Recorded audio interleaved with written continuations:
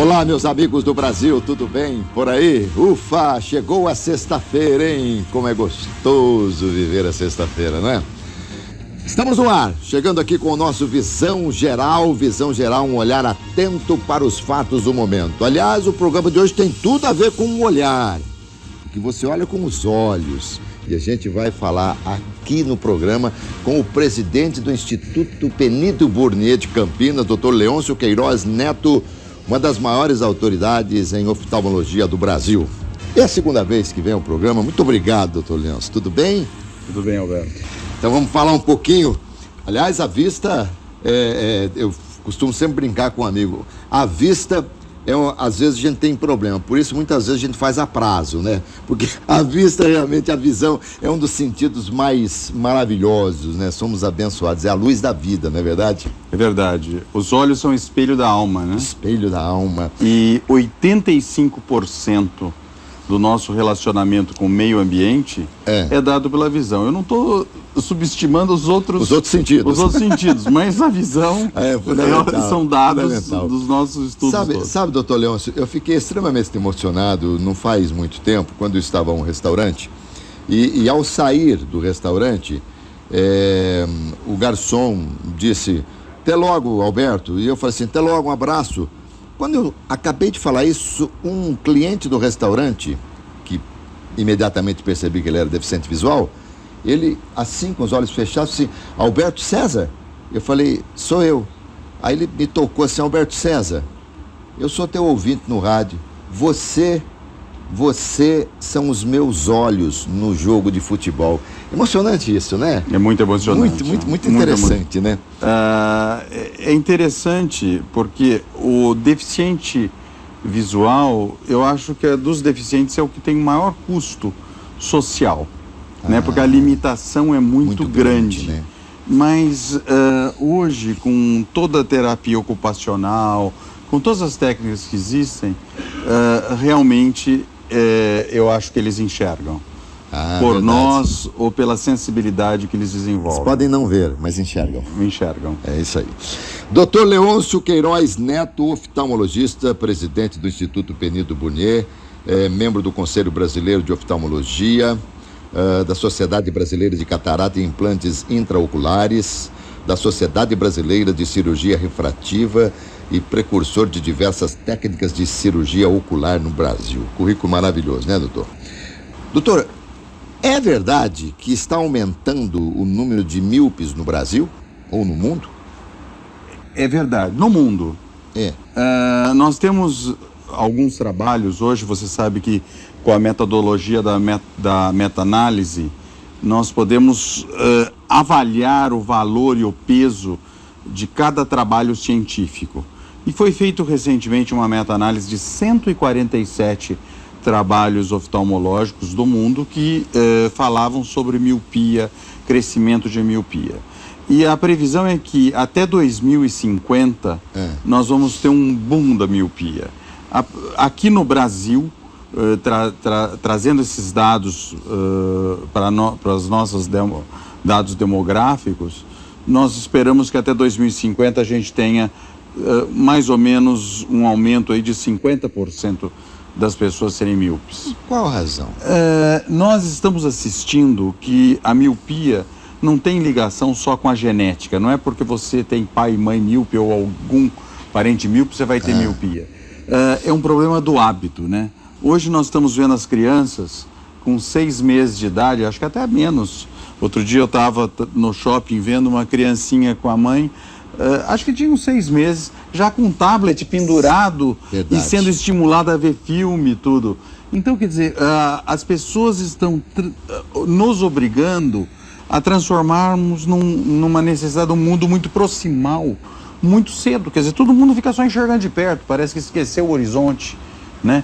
Nós esquecemos as atividades lúdicas. Verdade. Né? As crianças, por falta de segurança, ou sei lá, não vão brincar mais na rua, não tem mais carrinho de rolimã, não tem mais nada. Nossa, isso aí nós brincamos muito, hein? Quantas raladas a gente tinha com os carrinhos de rolimã. Mas, doutor, e isso ligado ao fato de que, não sei se isso é uma verdade ou não, Porque eu sei que a criança não tem ainda a caixa craniana formada, as coisas estão se formando. E a visão? Por essa razão também? A visão, ela vai se formando. A criança, eu diria para você, o bebê, ele nasce até enxergando pouco. Mas com 7, 8 meses, ele já tem uma visão mais nítida. E o crescimento da visão das vias ópticas vai cessar em torno dos 7, 8 anos de idade. Então, o que está acontecendo? Todos nós temos um zoom no olho, né? Sim. Com uma bateria boa, que aos 40 anos ela começa já a mostrar, como diria a Simone de Beauvoir, ela fala que um dos primeiros sinais da velhice é você precisar do óculos para perto, ficar esticando o braço. Mas a gente precisa porque o braço não cresce, né? Se o braço crescesse, teria problema. A gente vai afastando e vai mal, o braço não cresce. E o que nós estamos assistindo é que as crianças ficam muito tempo com aquele zoom, com a acomodação, entre aspas, presetada, né? Forçada a enxergar só distâncias proximais. Então, ela depois de um certo tempo, isso acaba levando à contração de músculo e pode afetar a miopia. Eu tenho um trabalho que nós fizemos há um tempo atrás, em que nós pegamos 360 crianças que estavam no período escolar das férias mais longas do final do ano e que eles ficavam ali horas no computador, agora é no celular, no tablet, no videogame, cada um chama, mas qualquer uma é uma engenhoquinha eletrônica. E elas ficavam por horas ali. Quando elas voltavam para a sala de aula, depois, no início do outro semestre, elas estavam míopes. Isso já era uma miopia temporária. Nós suspendemos as atividades eletrônicas, né, não laborais da criança e melhorava. Agora, nós vamos saber, hoje nós estamos vendo que isso tornou-se uma rotina, uma constância. E a miopia é uma doença? Ela está dentro do Código Internacional de Doenças. E o grande problema quando a gente fala em miopia é que 10% de míopes sofrem de alta miopia. E a alta miopia, graus acima de 7, 8, ela traz complicações, ela traz dispersão pigmentar, com isso leva a glaucoma mais precocemente, são pessoas mais susceptíveis a descolamento da retina pelo diâmetro axial, né, pelo bolinha do globo ocular ser maior. Então, eu acho que nós temos que estar atentos. Na medicina, um hábito que a gente vai desenvolvendo, que a sociedade come, às vezes leva 10, 15 anos para nós constatarmos e sabermos o malefício que vai ter. Mas no caso da miopia, com tudo o que está acontecendo, nós estamos esperando já esse aumento. A alta miopia, eu não tenho visto mais aquelas pessoas com aquele, parece um fundo de garrafa, mas aquilo seria quem alta miopia usaria algo assim? Existe, mas sem dúvida essa também nós estamos corrigindo. Hoje nós temos uma série de lentes de contato, com designs especiais, com uma melhor oxigenação da córnea, que permita a pessoa ficar com uma carga horária maior. E também nós temos cirurgias de miopia, em que você implanta a lente dentro do olho. Nós estamos corrigindo miopias aí até 23, 25 graus. Que loucura, doutor. E isso aumenta a espessura da lente de contato? Não, você põe a lente, tem a lente de contato que você põe e tira todo dia. Ou aqui. É lente intraocular. Essa é uma lente, você não tira o cristalino. É como se você pusesse uma lente, até tem uma delas que chama isso, é uma lente de contato intraocular, uma lente de contato que vai dentro do olho, chamada também lentes fásicas. O que é mais fácil, por exemplo? Corrigir uma pessoa míope ou fazer com que ela se previna? Porque é possível prevenir a miopia? Muito interessante a sua pergunta e muito atual, né? Com esse boom que a gente vai ter da miopia, nós começamos a ver, e isso é muito interessante, na miopia tem um colírio que chama-se atropina, era a droga da Belladonna da Itália, do Renascimento, que dilatava a pupila, até de uma planta que tem muito na Amazônia.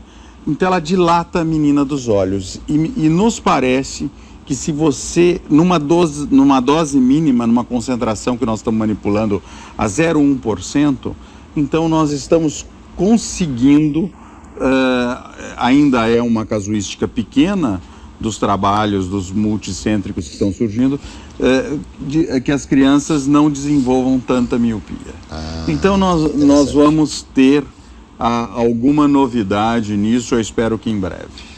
E em relação a outras, não sei se a gente pode chamar de anomalias, ou doenças, ou problemas da visão, que seria o astigmatismo, a hipermetropia, a incidência é maior na miopia?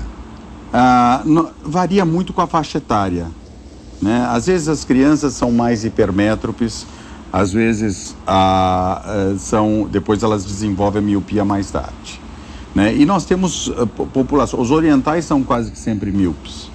Então, os orientais? Os orientais, eu acho que já pela genética. E hoje estão ficando mais ainda, porque eles estão usando bastante. Muito mais do que nós, porque nasce lá praticamente, né? Tem alguns trabalhos da China que a gente tem visto muito essa preocupação. Eles estão pondo até um anteparo, porque as crianças nas escolas não se aproximarem muito da telinha do tablet ou do computador. Então, tem uma série de medidas que estão sendo estudadas e tratamentos que nós vamos efetivar. Inclusive tem uma lente de contato que você dorme à noite com ela e de dia você tira, e daí você estaria 100 grau, né? Que é da família da ortoceratologia. Então tem muita quanta coisa que está vindo, hein, doutor? Muita coisa está vindo, e você tem hoje com as tecnologias distintas, é como se você tivesse que customizar, né? Você tem que ver que paciente é esse tratamento, que outro paciente é outro tratamento. O médico não para de estudar nunca, né, doutor? A gente gosta, né? Que é impressionante. E precisa atualizar. Você sabe que às vezes, mas tem que se atualizar, porque é o seguinte, eu já ouvi a seguinte expressão, até num ambiente familiar, olha, eu vou naquele médico que ele se formou faz pouco tempo, está extremamente atualizado. Interessante, e já as pessoas um pouco mais experientes, né? No meu caso, por exemplo, às vezes eu prefiro um médico já com mais experiência, que tenha vivido. Aliás, é uma coisa muito interessante, a gente vai em quem tem mais experiência ou vai em quem está recentemente formado, que está com as técnicas novas. Por isso que é importante que quem se formou há muito mais tempo esteja se atualizando a todo instante. Eu acho que dentro da medicina, se você não tiver, manter educação médica continuada é fundamental. Porque em qualquer área, né? Com certeza. Qualquer área. Com certeza. Na comunicação, eu sou narrador de futebol. Você já pensou narrar uma partida de futebol, chamando a partida de porfia, chamando o escanteio de corner, de center-alfo, de goalkeeper, aí não fica realmente muito complicado. Ô, doutor, o que é miopia acomodativa? É aquela que eu estava explicando, que foram as crianças que ficaram muito tempo no computador, e depois nós suspendemos, colocamos um uso mais racional, ela desapareceu. Agora, esse que é o problema, nós não sabemos se ela fica indo e voltando, esse excesso de acomodação é que não possa levar esse boom de miopia que nós estamos prevendo. Em qualquer problema que a pessoa tenha na visão, o óculos é sempre paliativo, ele não é corretivo, ele não faz a pessoa se curar do problema? Não, porque veja bem, voltando à miopia, a miopia é o globo ocular que tem um tamanho acima do normal. Isso é física. Nós vamos colocar a lente para jogar a imagem naquele ponto focal retiniano. Então, o hipermétrope é o oposto, é um olho menor. Então, eu preciso pôr uma outra lente convergente para tirar o ponto que está lá atrás e trazê-lo aqui para frente. Então, sempre o que nós chamamos de ametropia, que são os vícios de refração, precisam de correção óptica, seja óculos, lente de contato ou até mesmo a cirurgia refrativa.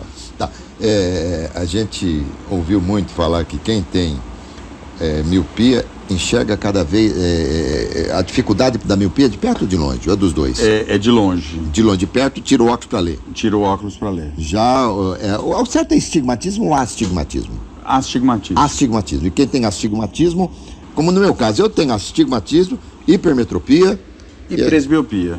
Também não sei. Que é a visão de perto. De perto eu não enxergo, de longe eu não enxergo, de meio. Se eu tirar o óculos aqui, fica assim, meio que tudo, eu consigo ler razoavelmente ali que está no TP, vejo perfeitamente, tal, de longe assim, até não tem tanto problema. Mas são três problemas numa única pessoa. Não se pode ser míope e ter astigmatismo. Exatamente.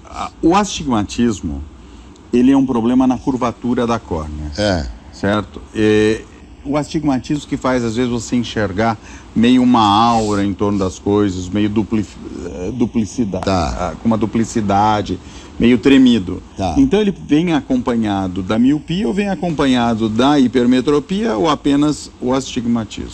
Ô doutor, o que é quando, por exemplo, vez ou outra as pessoas sentem isso? Até eu percebo, sinto também, parece que eu tenho várias coisinhas andando assim do lado, umas estrelinhas, algumas coisas assim, e que dá a impressão que bem no cantinho do olho. O que vem a ser isso? Isso é juventude. Juventude? Estou extremamente jovem. Nós temos dentro da bolinha, né, do nosso globo ocular, uma gelatina. E essa gelatina chamada humor vítreo, e que não tem muito humor, ela vai degenerando. E fica igual, uns falam que tem mosquitinho, outros que tem uma lombriguinha, que uma peninha que está lá. E esse turnover, essa reciclagem que vai ocorrendo, é que a luz entra, passa naquela opacicidadezinha e reflete na retina uma sombra. Então o que você está achando que tem alguma coisa é uma sombra na realidade. Mas não é nenhum problema sério? Não costuma ser muito sério.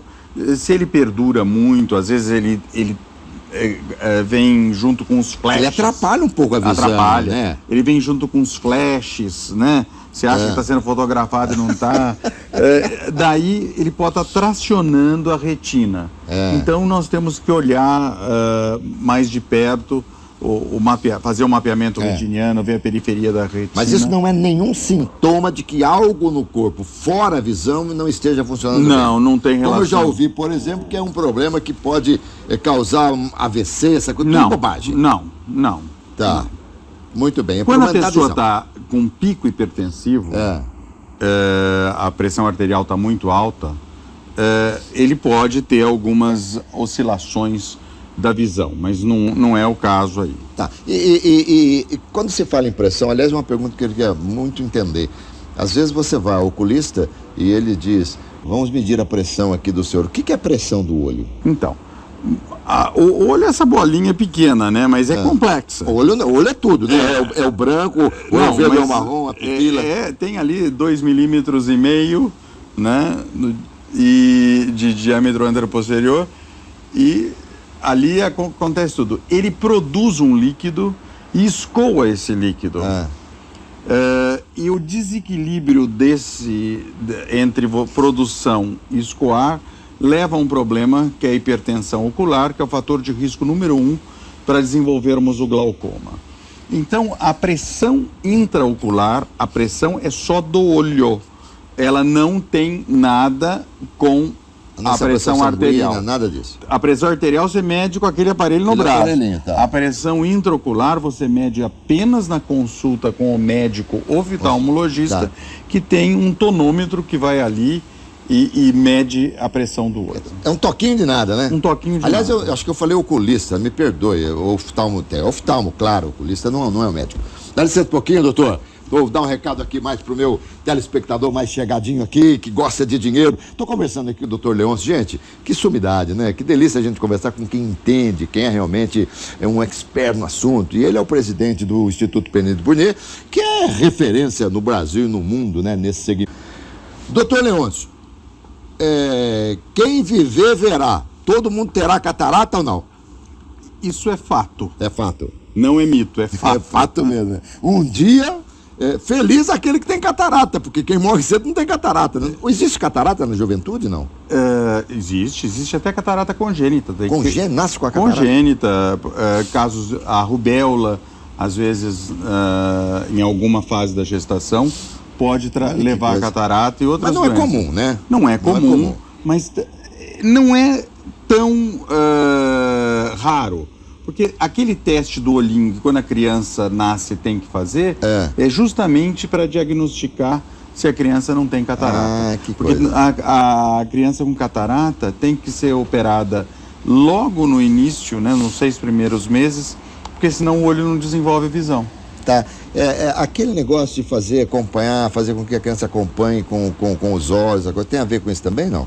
Não, aí já é uma outra fase. Muito bem. Bom, então todos nós um dia teremos catarata, se vivermos para ter catarata. E estamos vivendo, né? Estamos, né? Eu já tenho pacientes, eu já tive paciente centenário e que enxerga.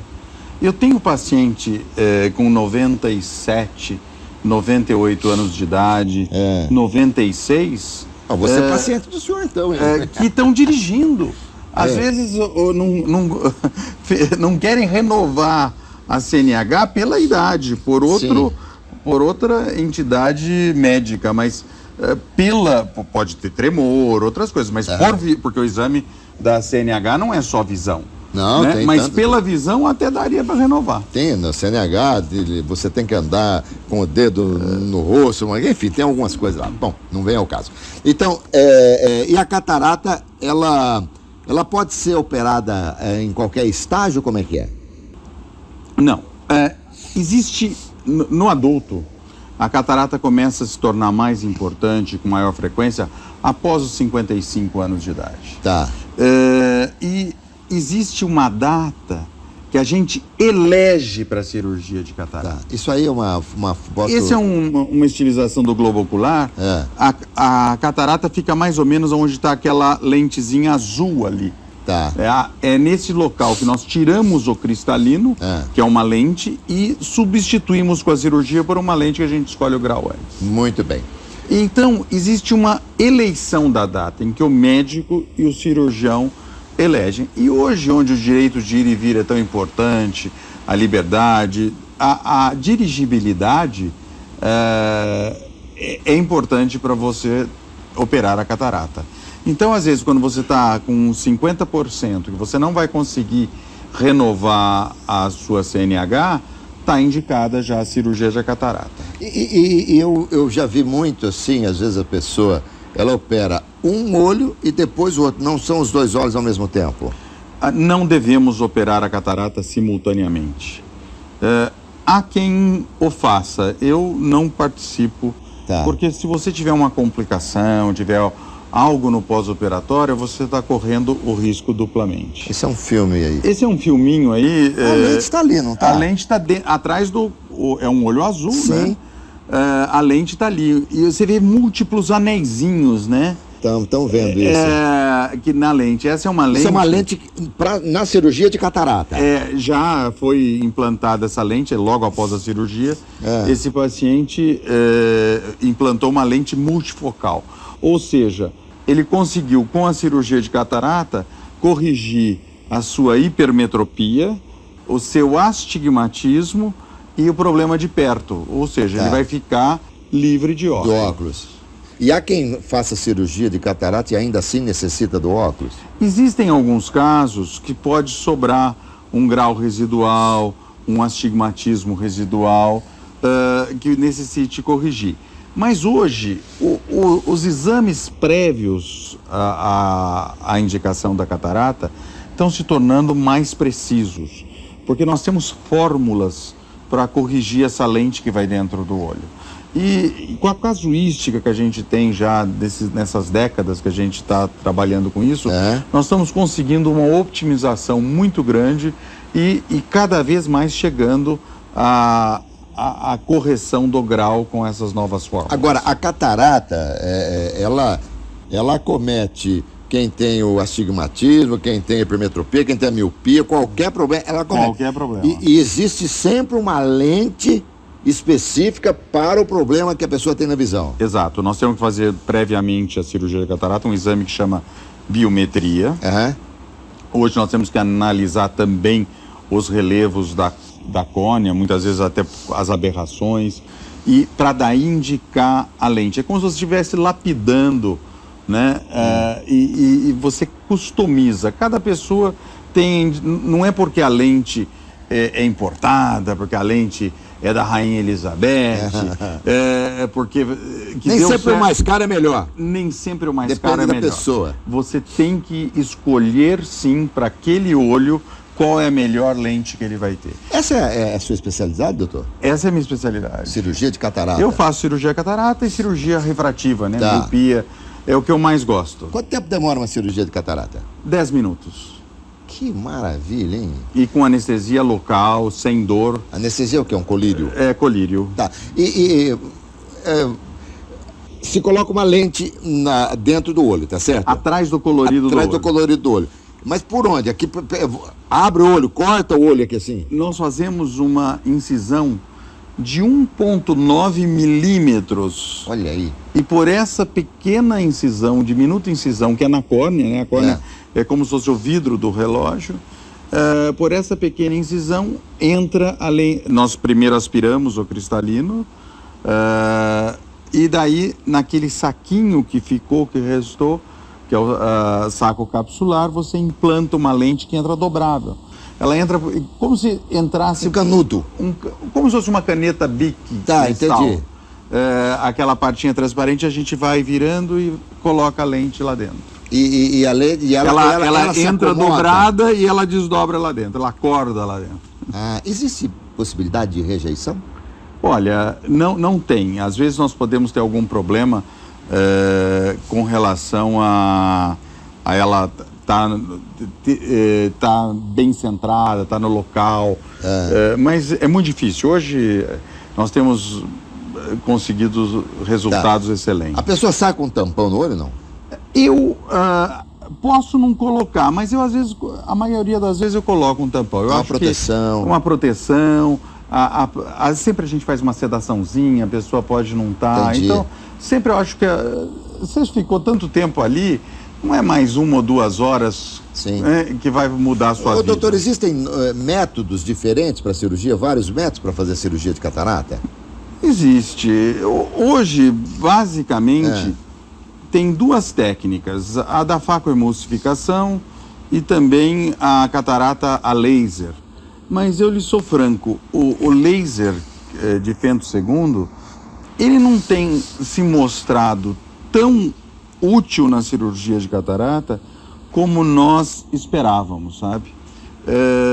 Nós oftalmologistas, precisamos de... o olho, você não pode ter procedimentos que aumentem o tempo cirúrgico, porque... E o laser, ele melhorou um ponto e acabou aumentando, às vezes, o tempo cirúrgico. Então, na catarata, nós estamos um pouco apreensivos com o laser. Eu tive ainda recentemente no Congresso Americano de Catarata e Refrativa e eu percebi que esse ano o número de palestras de catarata laser diminuiu 70%. E isso mostra que a comunidade não está... Sim, hein? Mostra uma ineficácia. Né? Então eu acho que o laser ainda vai ter que ter a tecnologia é assim, ainda vão ter que ter alguns aprimoramentos. Sem dúvida. Nessa tecnologia para se mostrar com a eficácia que as técnicas anteriores têm. O SUS banca a catarata? Banca. Hoje nós temos mutirões, temos... Mas a lente que se coloca é uma lente... O SUS e os convênios, eles trabalham com lentes nacionais. Não estou falando que a lente não tem uma boa qualidade. O que nós vamos diferenciar é o seguinte: nós, ao fazermos um estudo para levar a pessoa a próxima de não necessitar de óculos após a cirurgia de catarata, nós temos que mudar o segmento das lentes, que são as lentes premium. As lentes que vão corrigir astigmatismo, as lentes que vão corrigir presbiopia, as lentes que são asféricas, mesmo monofocais, que tem uma melhor resolutividade. E isso é algo que os pacientes fazem a opção. Tá. Né? Mas, sem dúvida, a correção da afasia, ou seja, da cirurgia de catarata sem lente, é inconcebível. É um tratamento que não está terminado. Então, não tem sentido, né? Não tem sentido. Alguma lente tem que ser implantada. A catarata o que é? É uma pele? É o quê? É uma lente, é um material proteico, que nós não sabemos por que, com o decorrer dos anos, ele vai ficando opaco. Ah, tá. Aí, no caso, se não se colocar lente nenhuma, só se retiraria esse material opaco. E daí a pessoa vai usar um óculos de 15 graus, 12 graus. Isso não se faz mais. Entendi. Desde 1975, não se faz mais. Vai contra o princípio médico, porque imagino que nenhum paciente pode entrar numa sala de cirurgia e sair pior do que entrou. Aí seria o caso, né? Era um tratamento inacabado. Então, porque uma pessoa que seja auto-hipermétrope, com óculos grosso, aquele óculos que o Chico Anísio utilizava, aquele personagem dele, ele tem limitações laterais, ele tem aberrações. Então, era por isso que falava, deixa amadurecer a catarata. Não é que deixava amadurecer, é que a visão pós-cirurgia, às vezes, era igual ou pior que a anterior. Entendi. Então, você deixava a visão da pessoa piorar bastante, para daí ela sentir alguma melhora. Mas hoje, por exemplo, os convênios, independente do grau que esteja a catarata, o convênio autoriza a cirurgia? Sim, é uma cirurgia que consta e tem todo o respaldo da ANS, e as lentes que tanto o convênio, o trabalho como a gente tem que ter uma regulamentação da Anvisa. Essa é a outra técnica que está escrito aqui, o LASIK, é isso mesmo? LASIK é cirurgia refrativa. Ah, não é catarata? Não é catarata. Tá. E essa cirurgia refrativa também é muito rápida? Muito rápida. A cirurgia refrativa, na grande maioria das vezes, ela é superficial, ou seja, não há uma abertura do olho para implantar nada. Essa que agora aparece na tela, você vê que a córnea, né, que é como se fosse o vidro do relógio, está recebendo um feixe de laser que está ali representado na cor meio laranja. Né? E se você olhar à direita do monitor, tem igual uma abinha, né? Uma aba. Sim. Então, nós fazemos com laser, aí sim o laser é eficaz. Nós fazemos igual aquela... Lembra a laranja lima que a gente pedia para a avó cortar aquela tampinha e não soltar, nem ficar assim? Sim, ela fica penduradinha. Então nós fazemos uma abinha de 120, 130 micra. Aplicamos o laser, que o laser vai esculpir a córnea, vai modelar a córnea de acordo com o grau prévio que o paciente tenha, e daí nós voltamos aquela abinha como se fosse protetora, ou seja, e tudo cicatriza e fica perfeito. Você não vê nem cicatriz no pós-operatório. E a eficácia é total? Total. A pessoa deixa o óculos ou ainda pode eventualmente usar o óculos? Às vezes ela pode usar um óculos de presbiopia. Nem todas as cirurgias... Presbiopia? A dificuldade perto, ou seja, quem tem mais de 40 anos. Aquele pequenininho que põe assim, na pontinha do nariz. O meu tem que ter uma haste muito grande, porque o nariz é grande para pôr na pontinha assim. Ou seja, hoje nós conseguimos corrigir com eficácia do excimer laser muitos graus. Eu diria para você que miopias até em torno de 8, 9 graus ou um pouco menos, astigmatismos até 5 graus e hipermetropias até 4 graus. Mas sempre, Alberto, seja na catarata, seja na cirurgia refrativa, é fundamental o estudo da córnea, é fundamental o estudo do olho. O olho é muito delicado, nós temos que saber previamente a espessura daquela córnea, os relevos daquela córnea. É isso que vai indicar ou contraindicar a cirurgia. Doutor, nós temos carne, osso e olho é o quê? Nós temos 216 tecidos no nosso corpo. A córnea é um dos tecidos, que ela é diferente dos outros 216. Nós temos a esclera, que é diferente de todos. Então, ou seja, o olhinho... muito específico. O olho tem uma meia dúzia de tecidos que não tem no outro. Que não tem nas outras partes do corpo. Tem a córnea que não tem sangue, que é totalmente avascular. Tem a coroide, que é extremamente vascular.